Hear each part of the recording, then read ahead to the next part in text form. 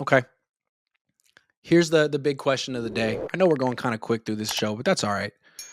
Give me the one player the Niners can least afford to lose. Like what I'm saying is they've already lost Bosa, Warner, Michael Williams.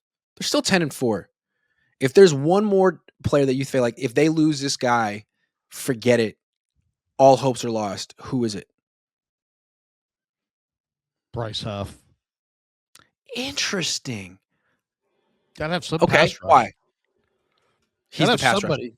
Yeah, I mean, he's the one guy who, the offensive line has to be really concerned about. He makes plays against the run. He makes plays against the pass. I mean, to me, he's super dynamic, and you're already kind of hurting there. And if you lose him, you're not nearly as good. I mean, you quarterback, somebody's going to hold the ball for 8 or 9 seconds and just break you down if you didn't have Bryce Huff. That's a great call. It's not the one I would go with, but I think it's a great call. And if you're going to go with someone on defense, it's him. Because, like, I'm sorry, Lenore's really good, but you don't have to even go after Lenore. You can just throw at Gifford, Winters, Brown. So, okay, I would go with Trent Williams. To me, like, you can make an argument for anyone in the offense, but it's like they beat the Rams, the number 1 seed in the NFC, without Brock, without Kittle. I think they're undefeated without Kittle this year. No, they lost to the Jaguars. They beat the Rams without Ricky, without Jawan, without Bosa. I think they can replace Pearsall. They always have another guy who fits the system on offense. But the whole system seems to be built around one Hall of Fame left tackle who needs no backup, who needs no chip, who needs no help. You just forget about him and help everyone else. If he were to go down, I think the offense would go from being really good to really bad really fast. It's a good call. I've been saying that all year that I don't think the Niners have a third tackle. So I've been saying, and by the way, Trent Williams and Colton McKivitz have played every single snap, I believe, at tackle this Trent year. hasn't done this since he was like 25, man. Like he's quietly, even though he's not as good as he was a couple of years ago, they can't afford him to miss a snap, and he's not. If he were to go down, who would play left tackle? Austin Pleasance? Yeah, they would have a hard time. They would have a or really they move Burford over there. I don't know. I don't even know. I mean, I don't even know. It would be Pleasance, but I think Pleasance would probably play right tackle and McKivitz would move to left tackle, maybe. I don't know. Or they try to have only one guy out of position and keep McKivitz at right tackle. But either way, they don't have a third tackle. It hasn't burned them yet. But yes, I mean, I gave you my name, but if I was thinking it again, I'd probably go with either tackle, even though we know Trent's playing way better than McKivitz, but they can't afford to lose either tackle because they don't have a third tackle that's NFL caliber.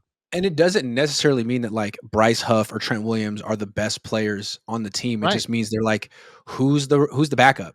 I mean, with Brock, he's a really good player, but we saw this team win a bunch of games with his backup. And same thing with George Kittle, hell of a player, but like Jake Tonjes was stepping up and making plays.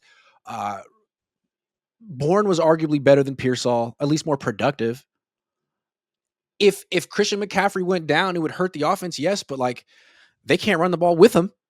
So that's why I would lean towards Trent in this one. I do think the Huff one was clever, and maybe the answer is Eddie Pinheiro. Although they were fine with it. Matt Gay stepped up. Well, you know what? If I could redo it, I would just say either tackle and say and because I really Colton's think in that question in that conversation too. Yeah, but if they have to go to Pleasance, we're all going to see right then and there that they only have 2 tackles. They've been maintaining that they like their tackles and this and that, but Pleasance looked great in minicamp. He has not looked good since minicamp. No. Okay. Yanni Dub says, Grant, Larry, any advice for 49ers content creators on YouTube? You guys are the GOATs. Stick with it, man. And I would say, diversify as much as you possibly can in everything that you do, as far as what you do, your guests, your sponsors, your social media connections, don't build up one and don't build and at the expense of another. If you're really going to make this your profession, monetize on TikTok and Facebook and Twitter and YouTube, and and build and build and build and build and build and don't be discouraged and have confidence. I would agree with what Larry said. He's done it. I've done You're it. the He you're won. the you're the goat, dude. You're the guy with the 200,000 followers. I should have shut the fuck up and let you No, no, talk. no, no, no, no. Larry started about like 3 years after me, and Larry's taking off like a freaking rocket. He knows exactly what he's doing. He's got a great operation there. Listen to everything Larry says. I would just say listen to Larry, but those things were right. Uh, and I think he was before me on going to Facebook and TikTok and stuff. I'm kind of following him on those things. That's crucial. Also, what I would say is Larry does a great job of this. Is like network. Get to know other Niners content creators and try to stream with them. Maybe some Yeah. won't want to because they're like not, you're not quite on their level yet, but there's a bunch of people who are. And then you meet someone who stream with them and all of a sudden you have your own network and you can sort of start climbing by association. A lot of people do that. I mean, I think it's a pretty easy way to get fast forwarded in this industry. Be yourself, because you know what?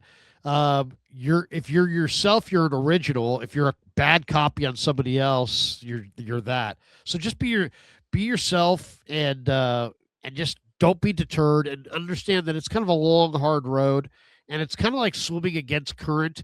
So the algorithm tends to kind of push against you, and then you got to swim past certain markers, and then it starts to help you. So I would say stick with it. Just watch it. Basically, yeah, that's the thing. Stick with it. You got to be relentless because the thing about Larry and me, we may or may not have the best football takes. Some of our takes are really good. Some of our takes were wrong. But you know what? We do this every day. We always show up. Larry and I are going to have a stream for you at some point today. And that there's comfort in that. Like I know a lot of people that might have better takes than me. There's a lot of people who know sports, but are you willing to put yourself out there? Are you willing to do this every single day? Are you willing to be wrong sometimes? Because if the answer is no, then you're not even going to get started.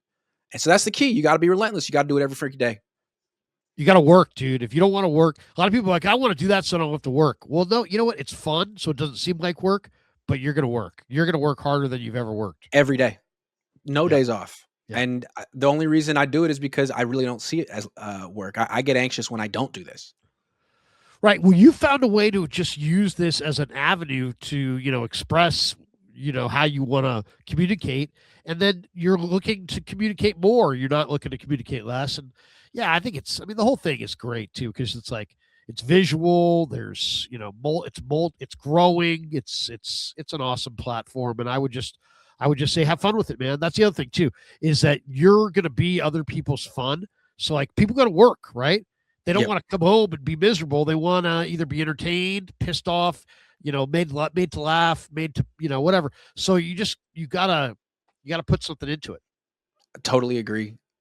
That's a good question. Thank you. Dazza says, can Kyle not use Garendo to do some of what Debo did with the gadget plays? He has the Right. size and speed. Oh, yeah. Another guy that the Niners, that I wanted to mention. I feel like Sky Moore has earned one touch on. I know he's had a few, but not in a while. Garendo, maybe he hasn't earned anything this year, but Sky Moore has been so freaking good on special teams. One end around, one screen. In a game that matters, it'd be a shame if they lost in the playoffs, scored 20 points, and didn't use him at all on offense. Like that to me is a real bullet in the chamber that they could use. You know what? Think about it too. What is Sky Moore really great at? He's got this unbelievable fearlessness, and he will take it up the field a million miles an hour. What do you have to do on an end around? You have to take it up the field. You don't sit there and read blocks and side to side. You're up the field. It's north south. It's right now. Let's go.